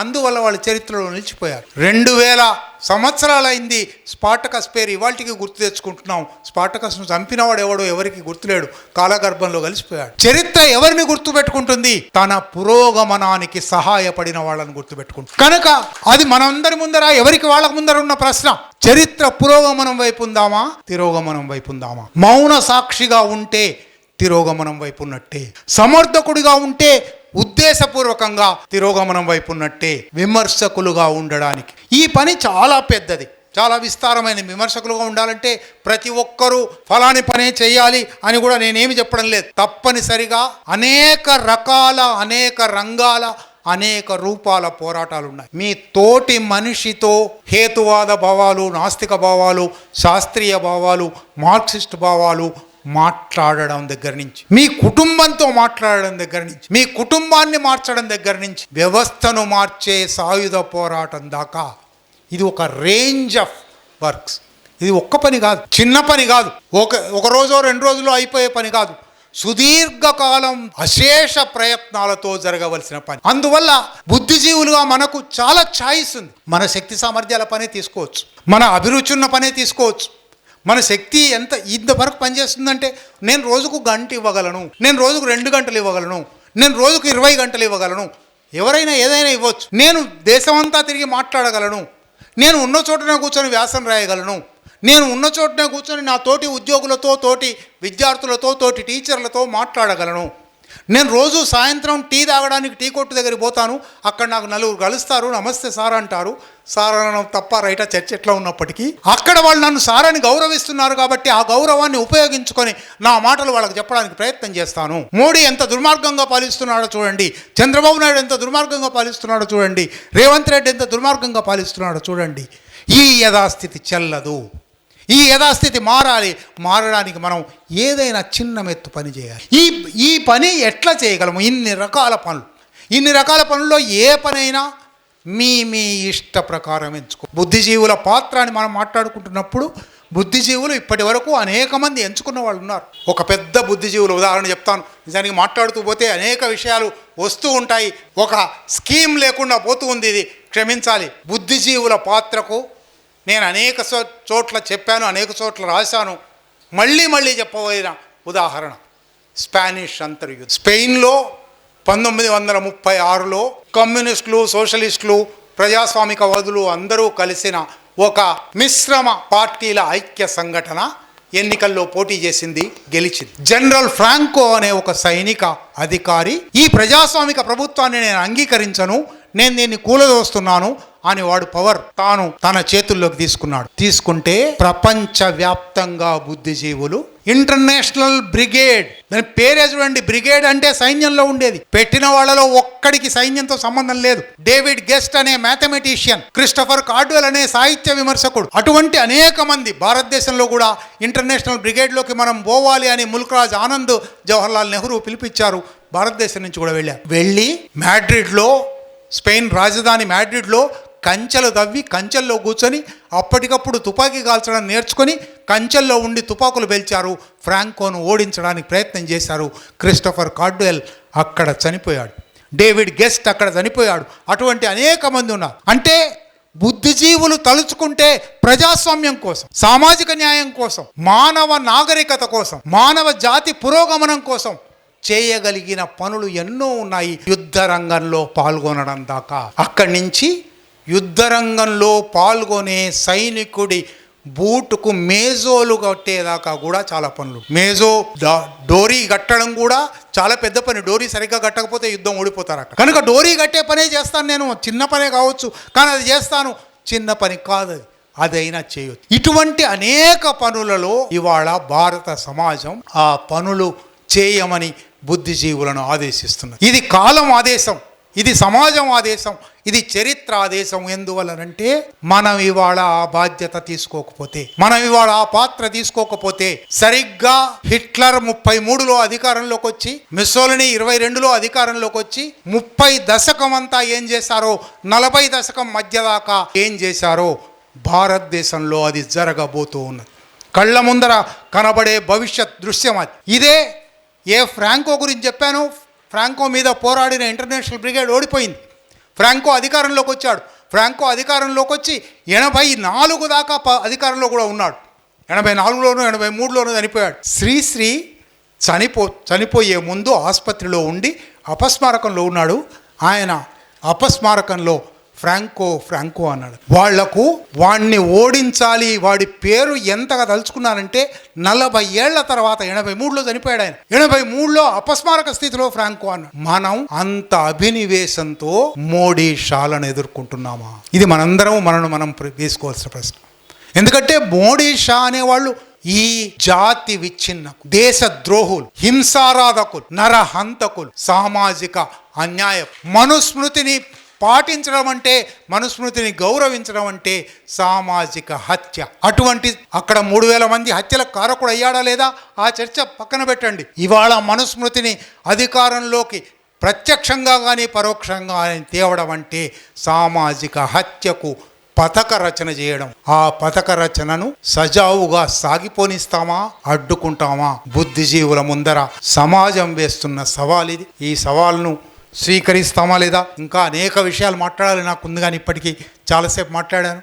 బహుశా ఎప్పుడైనా మళ్ళీ అవకాశం వస్తే ఇటువంటి విషయాలు మాట్లాడుకోవచ్చు. కానీ బుద్ధిజీవుల పాత్ర అన్నప్పుడు, మరీ ముఖ్యంగా భారతదేశంలో ఇవాళ నెలకొని ఉన్న సామాజిక సంక్షోభ కాలంలో బుద్ధిజీవుల పాత్ర అన్నప్పుడు, ఇతర రంగాల ఇతర చోట్ల ఉన్న బుద్ధిజీవులు ఏం చేస్తారో ఎవరికి వాళ్ళు నిర్ణయించుకుంటారు. కానీ కనీసం ఇక్కడ నాస్తిక మేళాలో పాల్గొని రామకృష్ణ గారి స్ఫూర్తితో, రామకృష్ణ గారు ఒంటరిగా ఇంత విశాలమైన ఒక వేదిక నిర్మించారు. ఈ వేదిక మీదకి వందలాది మంది వచ్చి పాల్గొనే అవకాశం కల్పించారు. ఈ స్ఫూర్తి కొనసాగాలంటే ఇది ఇప్పటి వరకు, నిన్నటి వరకు ఒక్కరు చేసిన పని ఇవాళ 10 మంది చేయవలసి ఉంది, రేపు 100 మంది చేయవలసి ఉంది. ఈ 100 మందిని ప్రోత్సాహపరిచే పనైనా మనం చేస్తామా లేదా? 100 మందిలో మనం భాగం అవుతామా లేదా తర్వాత మాట. 100 మందిలో మనం భాగం అయితే మంచిది, కానీ 100 మందిని ప్రోత్సాహపరిచే పనైనా ఇవాళ అవసరమైన పని.